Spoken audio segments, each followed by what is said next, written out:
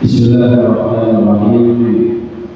Assalamualaikum warahmatullahi wabarakatuh.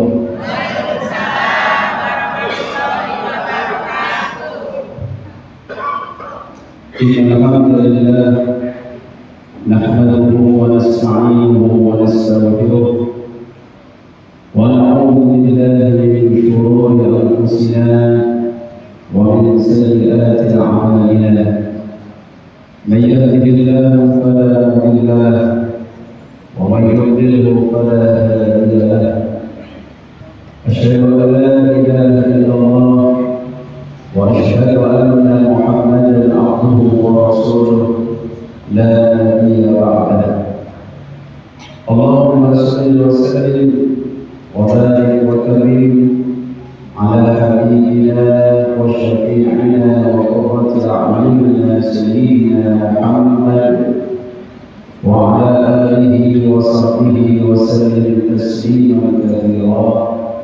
أما بعد، نوى التعلم والتعليم والإفادة والاستفادة والنفع والانتفاع لله تعالى رب اشرح لي صدري ويسر لي امري واحلل عقدة من لساني يفقهوا قولي. اللهم انا نسالك الهدى والتقى والعفاف والغنى. امين ya rabbal alamin. Ikhwatal iman dan sekalian, Bapak Ibu rahimani wa rahimakumullah, yang senantiasa dirahmati oleh Allah. Alhamdulillah, mari kita senantiasa bersyukur kepada Allah Subhanahu wa Ta'ala. Pada pagi hari ini kita diberikan oleh Allah kemudahan untuk bisa hadir di taman-taman surga, di majelis ilmu, di tempat yang paling Allah cintai. Ahabbul buq'ah indallah masajiduha, yaitu tempat yang paling Allah cintai di muka bumi adalah tempat yang digunakan untuk beribadah kepada Allah, menyembah, sujud kepada Allah Subhanahu wa Ta'ala, yaitu masjid. Jangan lupa niat kita di sini selain kita thalabul ilm, niat mencari ilmu, niat kita selama berada di masjid ini nawaitu i'tikaf fi hadzal masjid limuddatil iqamati fihi lillahi ta'ala. Niat saya beriktikaf di masjid ini selama berada di sini hanya karena Allah Subhanahu wa Ta'ala. Jadi hidup kita di sini Bapak Ibu dengan memperbanyak niat-niat yang baik, semakin banyak pahala dan itu akan mengundang ridhonya Allah Subhanahu wa Ta'ala. Amin Allahumma amin. Saya yakin Bapak Ibu, khususnya ibu-ibu di sini, hadir di sini bukan berarti di rumah nganggur atau tidak ada kerjaan. Masih banyak cucian piring, mungkin juga pakaian yang kotor harus dicuci. Tapi inilah bentuk dari jihad, bentuk dari perjuangan seorang ibu rumah tangga, seorang bapak yang sibuk dengan nafkah, mencari nafkah, tetapi bisa mengalokasikan waktunya, khususnya di waktu pagi yang diberkahi ini. Semoga diberikan oleh Allah amal-amal kita ini pahala yang besar di sisinya dan mengundang hidayahnya. Amin Allahumma amin. Bapak Ibu, pembahasan kali ini semoga panjenengan masih ingat dengan wajah saya. Masih ingat? Alhamdulillah. Alhamdulillah. Jadi dulu beberapa bulan yang lalu saya pernah mengisi terkait materi pengantar ilmu waris. Materi pada pagi hari ini adalah bagian dari kelanjutan dari pembahasan ilmu mawaris tersebut, di mana fikih kepemilikan harta dan kriteria tarikah dalam harta warisan ini bagian dari pembahasan ilmu waris. Walaupun pembahasan kita pada kesempatan kali ini lebih fokus pada bagaimana orang ini memiliki harta. Pentingnya kenapa untuk dibahas? Karena status kepemilikan harta yang tidak jelas dalam keluarga itu, khususnya antara suami dan istri, antara anak dan orang tua, itu akan menimbulkan polemik dan berpotensi menimbulkan kezaliman, persengketaan, dan juga keraguan-keraguan dalam diri seorang hamba Allah. Maka kalau ditanya, ini rumahnya siapa? Ibu bisa jawab, kalau panjenengan sekarang sedang meninggal atau menempati rumah. Lalu ditanya sama temannya, ini rumahnya sampai yang tambah, jenengan jawabnya gimana, Bu? Yo ngaku sing nggoni kok padahal sing tuku bojone, sing bangun iku bojone. Lah kok diaku aku, yo omahku, ngeten Pak. Niku sing masalah. Atau ketika panjenengan ibu-ibu yang suka antar jemput anak, pakai sepeda motor, kemudian ditanya sama temannya, sepeda motornya sampean kok bagus yuk. Gone nopo niku? Yo nggonku wong aku sing gawe, ngene jawabannya. Padahal pas dilihat STNK-nya atas nama suami, yang beli suami, bahkan sing nyicil sampai pecicil itu suami ini, jenengan nggak pernah ikut bahaya. Cuman karena sing sibuk antar jemput anak niku ibu ya, bakal diaku aku, iki nggonku sing gawe aku kok. Kemudian kata Liman, dari sini sering kita mendengar ungkapan, wis mas, hartamu hartaku, gitu ya. Tapi ini hartaku dewe, tidak usah diikuti. Nah, ini Pak, sing gara ruwet di luar. Akhirnya lama kelamaan meninggallah satu di antara dua pasangan ini. Akhirnya ditagih sama orang tuanya almarhum, kapan nak bagi-bagi warisan? Aku iki ya duwe hak lho, nek hartae anakku sing wis sedo. Itu Bu, pentingnya. Atau dalam keseharian kita dapatkan pas menikah, ya, sama-sama tidak punya apa-apa, lalu pas menikah jadi kaya raya. Atau pas bangun rumah itu mau beli tanah belum kesampaian, akhirnya kata mertua, wis gak usah tuku tanah deh, wis bangunan nang iki lho tanahe bapak ilo ombo, gitu aja. Wis bangunan nang kono. Akhirnya tak pikir panjang, wis gone bapak nggonku dhewe, gone bapak wis kaya nggonku dhewe enak di awal Pak begitu. Akhirnya dibangun rumahnya, habis itu cerai. Jarine bapak ya, awakmu wis gak ape-ape anakmu, minggat to kono. Nah niku Pak ruwet Pak. Kata mantune, lho Pak niku lak omahe kula sing bangun kula. Ya wis nek iso gawa-gawa kok keong niku. Lah ruwet niku.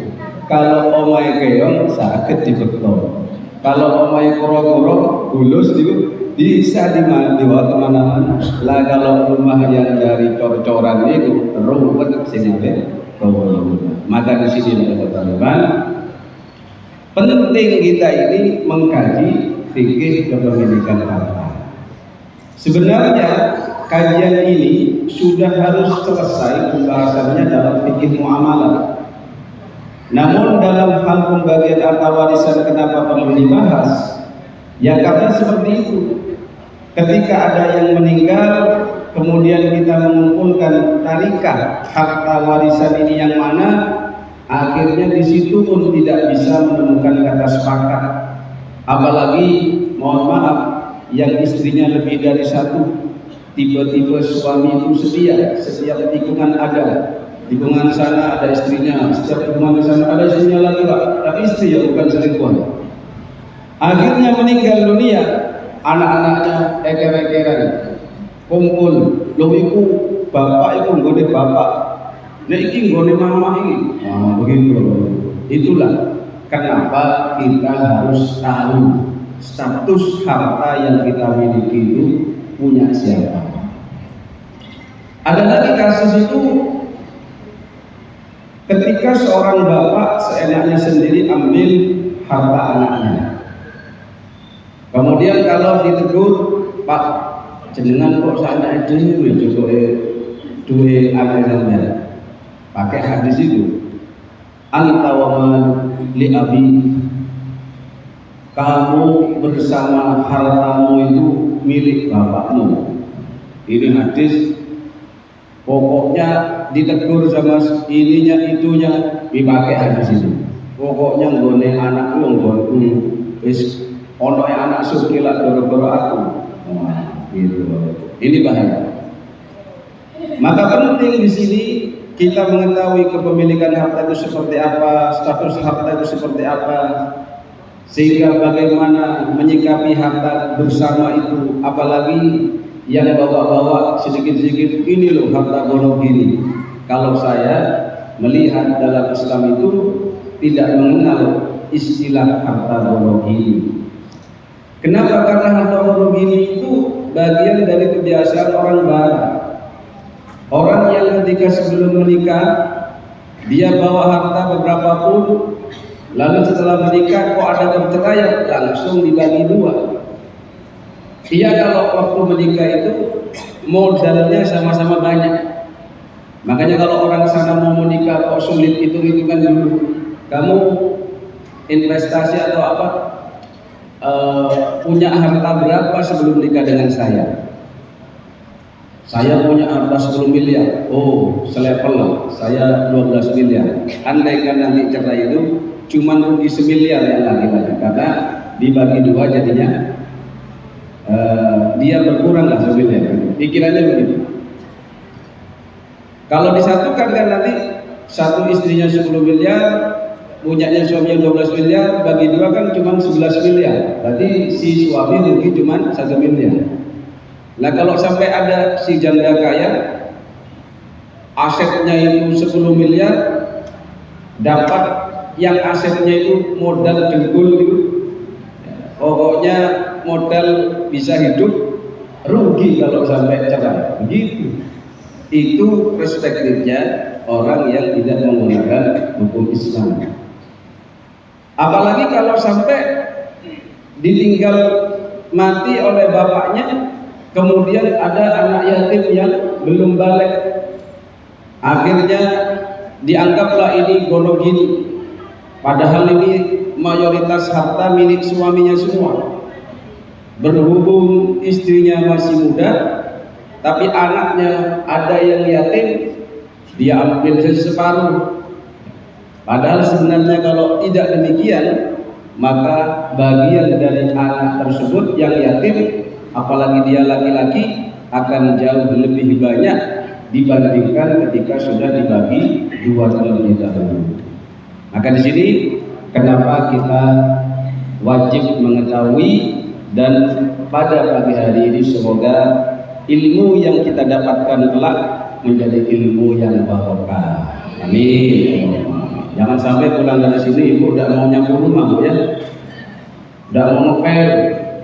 Loh dek, lah aku sampai nggak gelem ngepel saya ini. Omongnya sampai ngepel dewi, sampai dewi. Jangan gitu, Bu. Ya. Atau mungkin bapak tahu ini mobil punya istri dikasih mertua ini.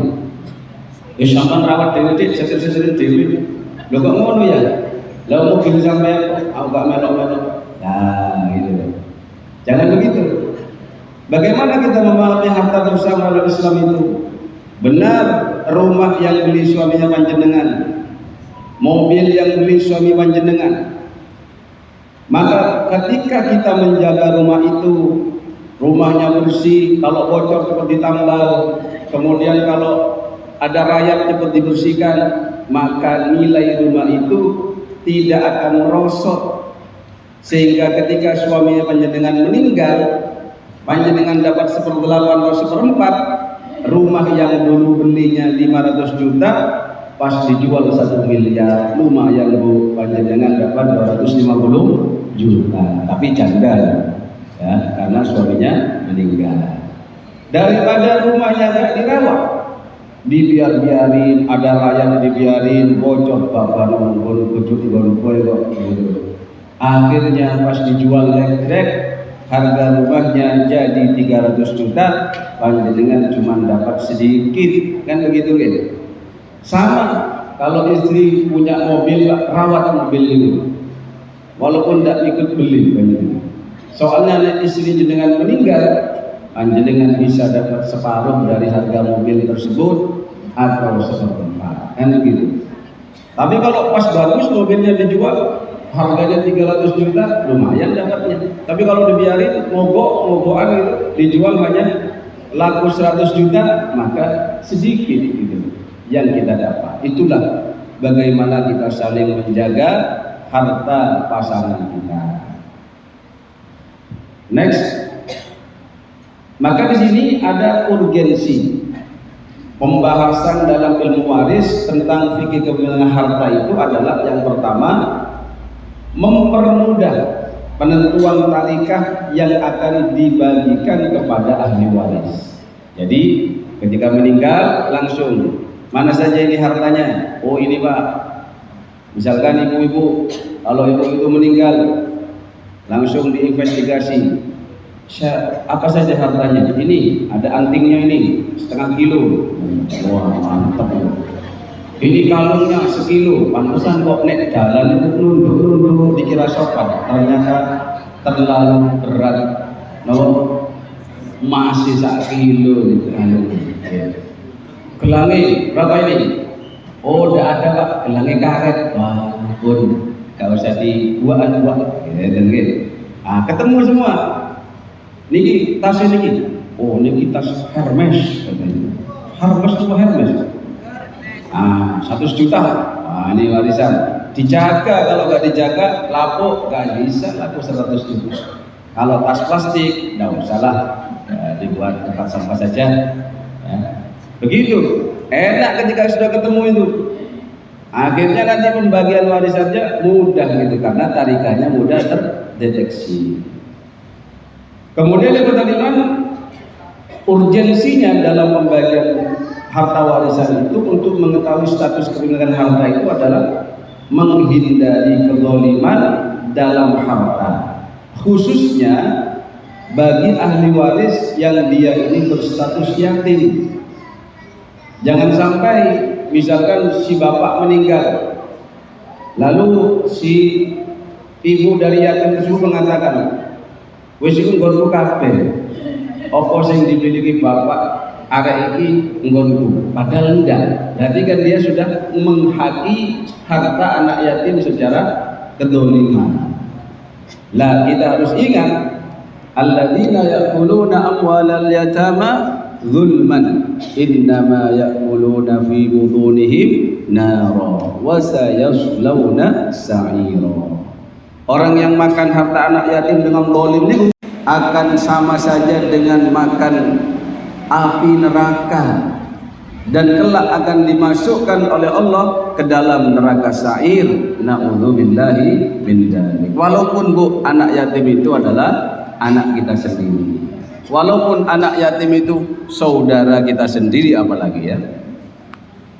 Kemudian kita mendapatkan dalam satu hadis, alhiqul fara'idha bi ahliha, berikan hak-haknya para ashabul furud dengan sesuai apa yang telah Allah tentukan, setengah, seperempat, 2/3, sepertiga, semuanya.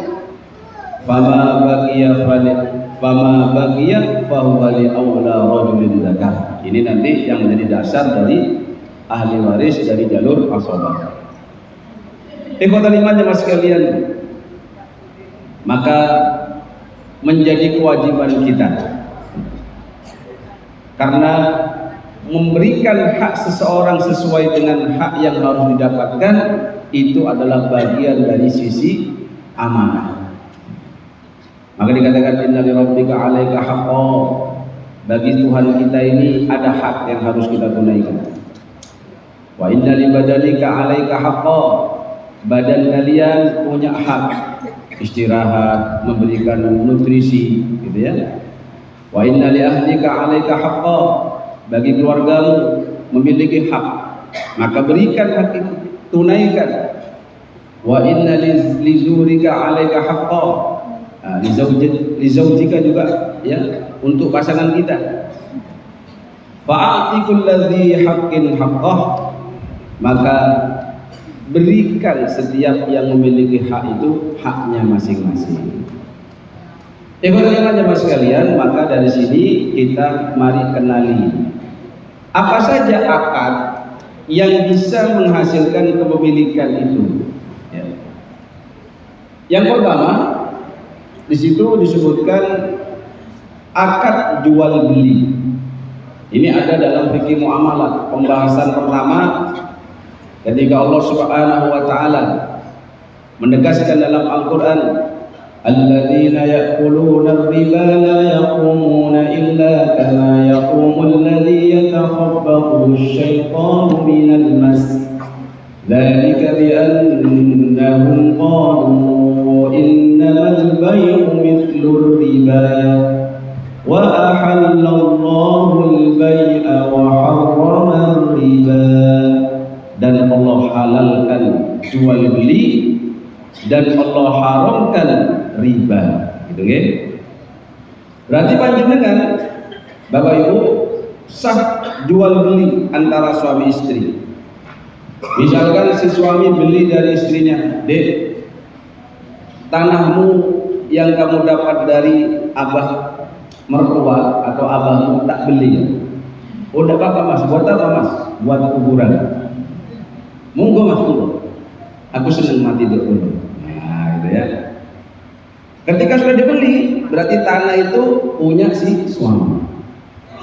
Atau jenengan Bu bilang ke suaminya, "Mas, ini sepeda motor punya siapa Mas? Yang gon gede aku sing tuku. Tapi kan sing sering gawe aku Mas, antar jemput niku. Tak tuku ni mawon nggih. Kula tumbas. Mau dibeli berapa Dik?" "1 juta ya Mas." "Loh, kan rego pasaran 12 juta, yang 11 juta itu ongkosku pas ngojek." Akhirnya ya sudah apa-apa Dik, tak tolong jenengan didol 1 juta Bu. Iku 1 juta wis sampean tukono bensin setahun. Lah niku sah. Akhirnya tahun depan balik nama. Dan itu menjadi miliknya si istri, gitu kan? Anak beli kepada orang tuanya sah. Maka kalau ada gini, "Nah, iki oma ibu wis kegedean, ibu wis dhewean iki, wis sampean tuku wae, ibu ape pindah nang omah sing luwih cilik." Kan begitu, wonten nggih? Akhirnya dibeli sama salah satu anaknya. "Berapa Bu?" 1 miliar. "Wis tak beli 2 miliar Bu.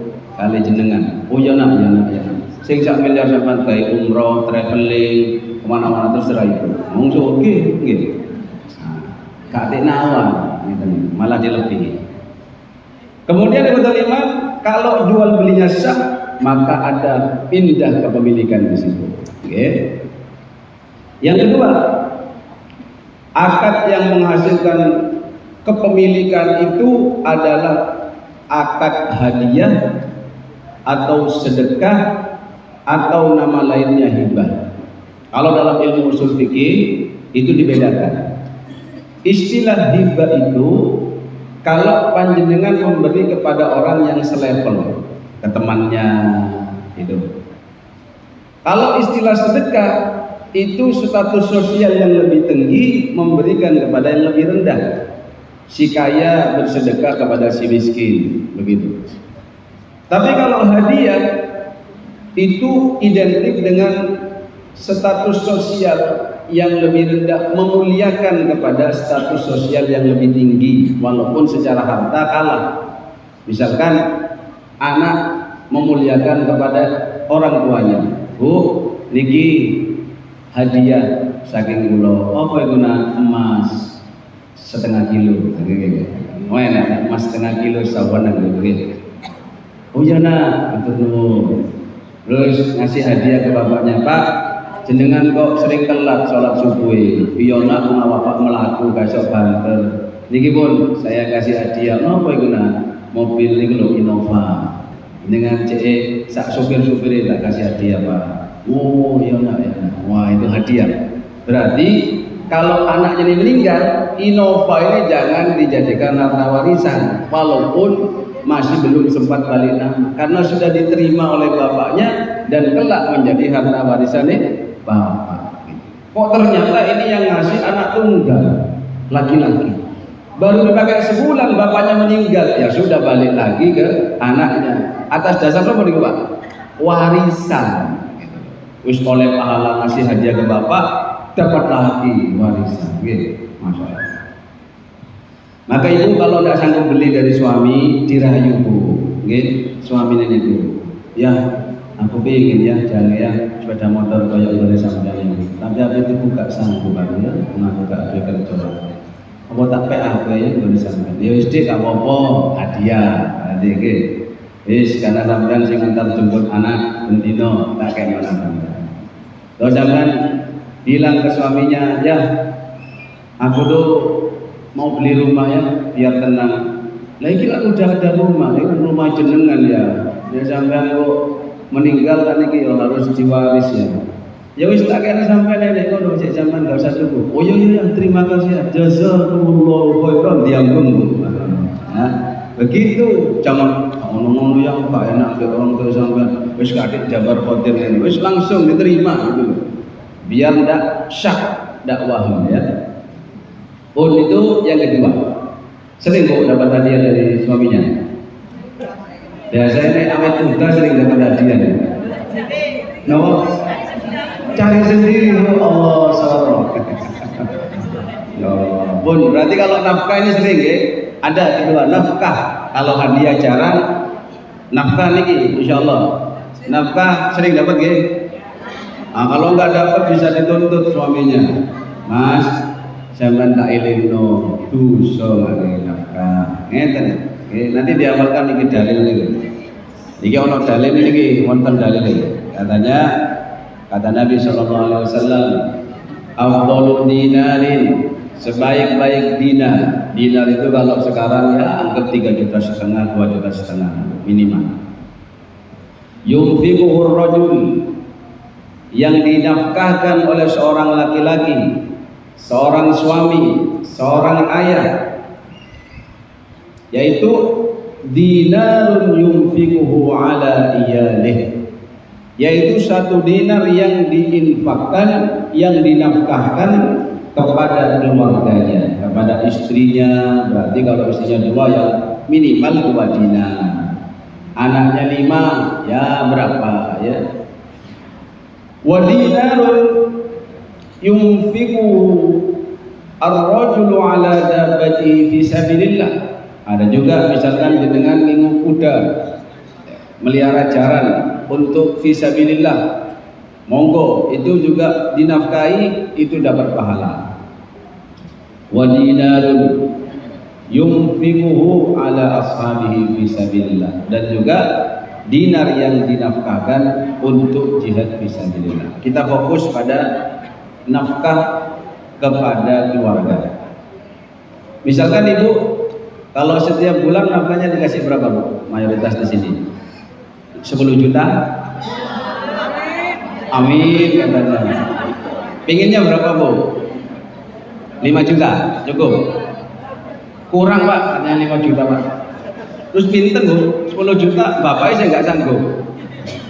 Pun, anggap aja nek Kediri rata-rata niku nek PNS bu, uang makan niku sehari 30.000. Jadi panjenengan kalau ambil patokan PNS, sehari niku mangan 30.000, 10.000 sego kucing pagi, 15.000 rada enak rawon, malamnya 5.000 promak. Tapi setahu saya memang kalau pegawai negeri itu uang makannya 30.000. Anggaplah karena panjenengan agak gemuk, makannya 50.000 ya, cukup. Berarti sak bulan 1,5 juta. Terus sama suaminya bilang, "Dek, iki ya nafkah cukup ndak cukup, usaha no cukup. Pinten Mas? 10 juta." "Oh nggih Mas." Alhamdulillah. Amin kata Pak. Berarti ini kayaknya jarang dengar 10 juta. Oke. Soalnya Bu, istri soleh itu biasanya nggak tahu protes dikasih suami berapa aja. Saya dengar cerita begitu. Pas saat udah Covid 10 juta, cukup deh, cukup Mas, cukup. Wis lebih dari sampai nek pepet ini. Pas Covid tadi 3 juta, dek 3 juta cukup Mas. Masya Allah. Covid tambah suwe dipecat tadi 500.000, cukup deh, cukup Mas. Ada baca gerget nih Pak, Mas, gerget ini. Apa nggak sama ini? Tapi Bu, kalau istri soleh yang dikatakan ad-dunya mata wa khairu mataiha zaujah al-mar'atus solihah. Dunia itu hiasan dan sebaik-baik hiasan adalah wanita solihah. Tetap nyambel mangan ini Bu, walaupun kayak 3 juta 500.000 10 juta. Sampai suaminya nanya, "Dek, aku tolong dikai bocoran. Sampai gelem, kayak 3 juta yang saya nyambel, 500.000 saya nyambel, piye? Gini Mas, dek sampan kayak aku 10 juta, mari suku aku budal lang pasar. Daging, pinggir sambel itu daging. Oke tapi tetap ono sambel. Tapi Mas, dek 500.000, saya berangkat ke pasar itu jam 10-an Mas. Tak delek-delek isi rotok gosok tak tawar. Iki tomatnya pinten, niku gak dijual Bu, niku buat pakan cacing. Apa tuh beli? Tunggal, lumayan Mas, tak buat dididik si gosok ya tak ulek sampean yang arep. Iya yang mana Mas, nek mari subuh ke 5 juta berangkat, nek ke 2 juta buka dari jam 10. Wis gak rata-rata bau-bau titik, pinten niku ya tak goreng sing suwe. Pakai minyak jelenta, sampai doyan lemu ya. Sing penting bahagia Bu. Nikmatnya makan adalah ketika lapar. Saya dulu kalau masa kecil dulu, "Mi mau makan, ada iwaknya nih." "Oh, kalau sing ngene, kau usah mangan, gak luwe." Nek luwe, kalau iwak sikat. Nah, gitu Bu. Nafkah niku milik jenengan. Nafkah itu ada 2 pemahaman. Nanti kalau mau dibahas sendiri harus ada pembahasan lagi. Solusinya berarti harus ngundang lagi Bapak Ibu. Repot ini. Jadi ada fikih nafkah itu. Berapa yang harus dikasih kalau dia merdeka seperti apa gitu ya. Gampangnya ada pemahaman dual. Suami dianggap sudah menafkahi istri kalau sudah memenuhi kebutuhan sehari-harinya, makannya, minumnya, tempat tinggalnya nggak usah dibelikan, nggak apa-apa, yang penting nggak kehujanan. Tapi jangan pakai tenda Pak, kasihan kalau bocor. Mungkin dikontrakkan boleh atau dibelikan boleh. Intinya begitu sudah dianggap menafkahi. Ada lagi yang lebih dari itu. Nafkah itu setelah dia kebutuhannya dipenuhi, dikasih lagi Pak. Nih, mangatus. Ayo apa Mas? Ya sudah sampai. Niki sak minggu meneh kayak meneh 1 juta. Apa iki Mas? Zaman undang salon tak shopping nggak mau. Entek no. Dek wis akeh. Wah, seneng banget. Bojo sampean tambah ayu, yakin. Ben bulan undang salon. Ojo ngomong kora-kora. Lu dhewe kora-kora, adek diseneni dibentak-bentak iki tambah legrek. Ah, niku nafkah Bu. Misalkan panjenengan itu dikasih 1.500.000 ditabung, sampai belikan emas tadi, sampai belikan sawah. Lah niku kalau suaminya meninggal, itu jangan masuk harta warisan, tapi itu punya jenengan. Karena itu jadi sudah dinafkahkan. Apalagi suaminya bilang begini, dikit-dikit gitu, ini hadiah ulang tahun ya ke 75. Wah. Terus tuwek-tuwek saya kayak hadiahnya tambah seneng. Kalau Mas ini cucu Mas, nah ngeten wis tuwek soalnya susu gak wis cucu. Saking fasih. Niku nafkah. Maka nafkah yang diberikan kepada panjenengan itu milik jenengan. Misalkan nih suaminya gini, Dek, sampean wis padha ngerti ya nafkah sampean 30.000 sak dino, tapi jenengan ahli poso, Bu. Nggih, sahur 5.000, buka 3.000. Jenengan iso nabung 22.000, maka itu milik jenengan. Nggih, itu. Kalau usah diserah lagi enggak apa-apa, gitu ya. Pun nanti jenengan ini habis dari sini langsung hitung-hitungan ini. Oh, ternyata wah yang keempat mahar. Masih ada di sini ibu-ibu yang maharnya masih tersimpan rapi? Alhamdulillah. Kalau maharnya seperangkat alat sholat, saya yakin dedel kabeh. Seperangkat alat sholat dipakai 20 tahun, item-itemnya banyak, bintik-bintik itemnya banyak, udah agak-agak suwek-suwek kayak gini 20 tahun lah. Makanya kalau mahar paling bagus memang uang atau dinar, karena emas itu zaman simpen tidak akan anjlok. Tapi kalau jenengan nyimpen gelang kalau akik ini belum, atau jenengan nyimpen nopo sepeda motor, tambah turun. Maka mahar itu yang paling bagus memang uang atau dinar tadi, emas. Maka Bapak Ibu, kalau panjenengan punya mahar itu adalah harta milik istri. Tidak boleh suami minta, Dek, mahar ini 10 juta, tak kayak ini modal. Kalau nggak diizinkan tidak boleh. Atau orang tuanya minta mahar mahal terus diambil dia, itu tidak boleh. Dolim namanya itu. Anak yang ngelamar kayaknya bawa Camry, maharnya 100 juta. Terus anak yang perempuan dikasih nih 10 juta. Loh mak, 90 juta itu mana? Biaya kuliahmu S1 50 juta.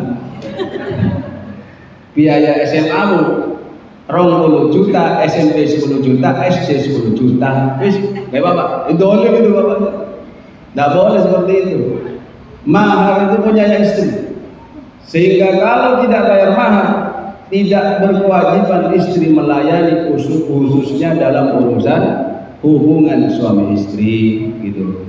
Mau ngajak suaminya, ayo deh, lunasi dulu maharnya, ya. Tapi saya yakin nih kalau ibu-ibu di usia seperti ini maharnya lunas semua, gitu deh. Lunas. Masih ada atau sudah habis? Kalau sudah habis, tidak usah dibahas. Okay. Kemudian yang kelima, wasiat. Mungkin panjenengan dapat wasiat dari tetangga karena panjenengan yang belagan merawat dia. Lalu tetangga waktu mau meninggal, aku nek mati ke ono ya 100 juta nak tonggol sebelah itu. Soalnya dek sapi sing rawat aku, anak-anakku gak ngono nang aku. Akhirnya sampean dapat. Itu berarti sampean punya harta. Kalau wasiat harta kepada anak sendiri tidak boleh. Misalkan mau meninggal bilang, aku nek mati iku anak bungsuku kasih 1 juta ya. Nah, karena ada dalam hadis itu la wasiyata li waris, tidak sah mewasiatkan berupa harta kepada ahli waris sendiri. Tapi kepada non ahli waris boleh. Misalkan anak angkat, ini anak angkat saya ini yang nemenin saya Pak. Saya anak sendiri aja gak kayak gini. Wis aku nek mati ke ono 300 juta. Ternyata pas meninggal duit TW 300 juta. Ya enggak sah. Kasih saja cuma 100 juta karena maksimal 1/3. Oke, wathulutu katsir dan 1/3 itu sudah banyak. Kemudian ada lagi akad yang otomatis itu berpindah ke pemilikan, yaitu harta warisan itu sendiri. Misalkan panjenengan punya bapak kaya, punya suami kaya, wah ini ketika meninggal nangisnya panjenengan itu diragukan ikhlas apa boten. Iki jenengan nangis temenan lah. Pas ketawa. Soalnya pas ngiling harta warisan itu, wah lumayan. Menangis-nangis ketawa lagi. Antara sedih dan bahagia ini sulit dibedakan. Tapi nek miskin bu, lo nangis temenan, ikhlas nangis. Aduh, wis mati cucuku. Urip kayak melarat dan dia mati tambah melarat. Nah, nangis itu ikhlas. Nah, itu analisa sementara, okay? Jadi dapat warisan itu Bu, memang berhak menjadi. Misalkan punya warisan dari, kan ada orang begini, sudah benar dia ahli waris, mau dikasih waris dia tidak mau. Udah, ini fitnah bagi saya. Ya, bagaimana? Oh ini memang secara syar'i penjenengan. Ada yang model kayak gitu. Ya kalau memang nggak mau terima dulu, kemudian kasih saja kepada orang lain, kepada ahli waris yang lain, monggo. Gitu. Apalagi misalkan ini ada ceritanya begini. Misalkan ini si almarhumah pernah menikah dengan seorang laki-laki punya anak 2. Nikah lagi dengan seorang laki-laki punya anak 2. Kebetulan yang laki-laki yang kedua ini dia dikasih rezeki yang banyak kemudian kaya. Pas meninggal, anak dari pernikahan pertama mengatakan, "Bisa aku harus usah dikasih waris aku merasa nggak bisa kayak apa-apa. Apalagi ketika ibu almarhumah ini meninggal itu proses sakit itu nggak bisa nyumbang apa-apa. Aku harus dikasih." Nah, itu tidak bisa sebenarnya. Tetap ketika dia meninggalkan harta warisan, berhak dia otomatis dapat harta warisan dari beliau. Urusan panjenengan mau atau tidak mau itu urusan nanti. Misalkan terima dulu kemudian wis tak kena nang sampean, karena sampean yang bagian dulu banyak mengeluarkan uang untuk pengobatan almarhumah. Begitu ya. Yang terakhir ini boten umum sih, Ihyaul Mawad. Ihyaul Mawad itu berdasar kepada man ahya ardhan maitatan, ini fahiya lahu wa laysa li'irqin zalimin haqqun. Jadi kalau zaman dulu pemerintah misalkan pengumuman, barang siapa penduduk di sini yang bisa menghidupkan tanah yang tidak produktif, maka itu berhak memiliki. Kalau sekarang apa, Indonesia ini transmigrasi gitu, dikasih tanah disuruh garap. Tapi kalau tanahnya pemerintah jangan digarap Bu, nanti digarap, ditanya beretan TV, anjing siapa ya? Ini Gusti Allah. Tanahnya siapa nih Pak? Tanahnya pangeran peninggal. Tanahnya Allah, jadi dipanen. Lama-lama bersertifikat, padahal punyanya orang. Kalau itu tanahnya orang, sudah dimiliki orang yang tidak boleh. Ini terlantar terus ditanam terus dimiliki bukan.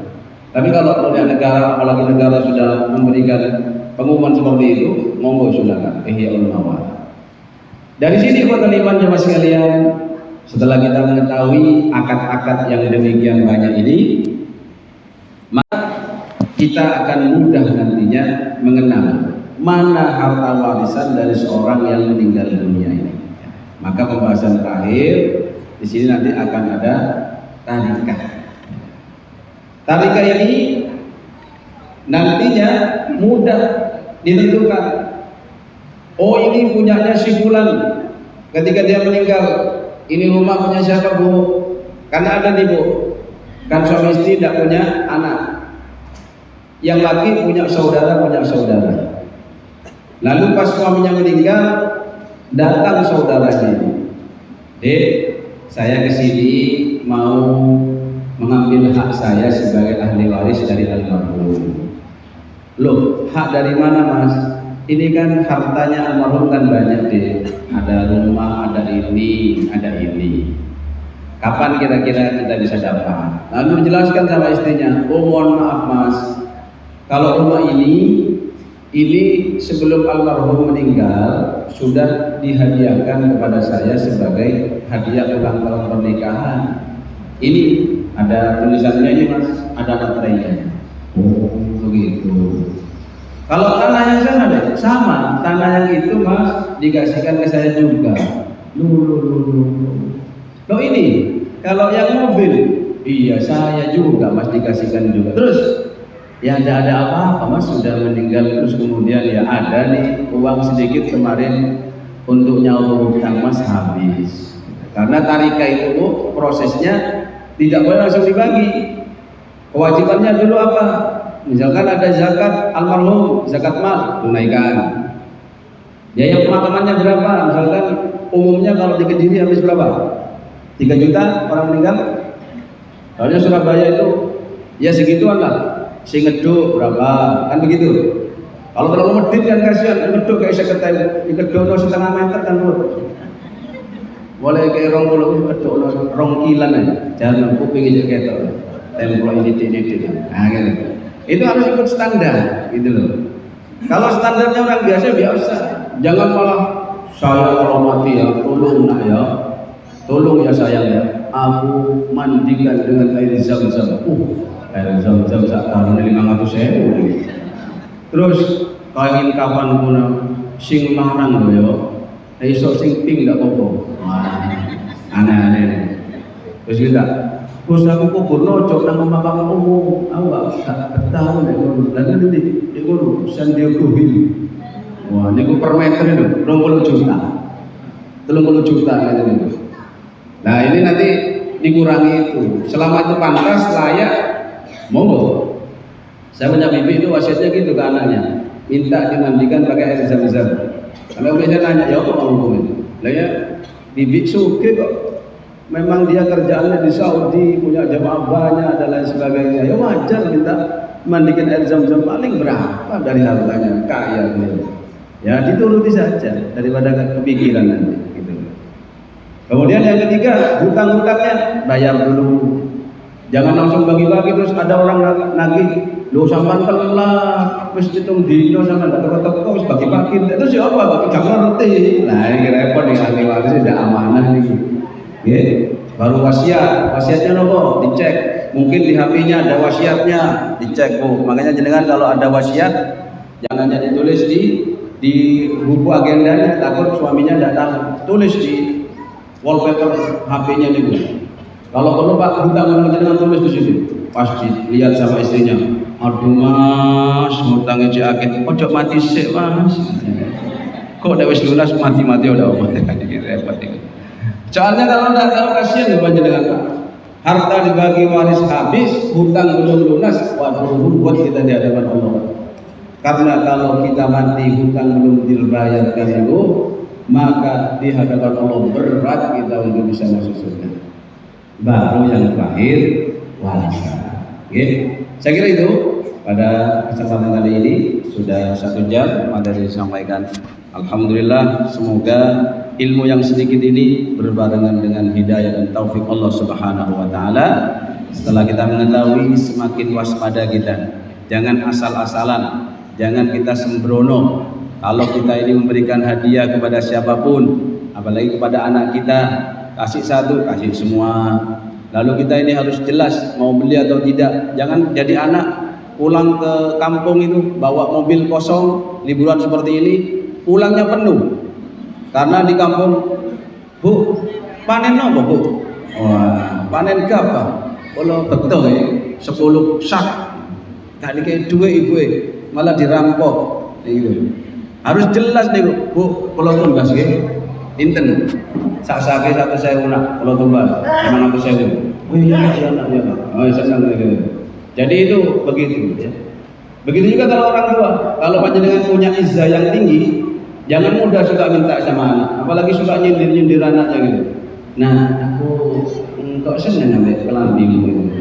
Nah, terus HP kok api nah, aku pengen beli HP kok ngene DKI akhirnya. Jangan suka nyindir-nyindir Bu. Mending aja terang-terangan saja lah. Cok sering-sering dari itu tidak enak, takut anaknya ikut tersinggung. Okay. Kecuali anak medit, kalau anak medit ya wis tadi itu ya, cara untuk kasar titik. Walaupun itu pun tidak baik. Kalau itu, monggo jika ada pertanyaan yang mudah-mudah saya jawab, yang sulit-sulit saya tangguhkan. Monggo. Tanya-tanya. Ibu, bapak,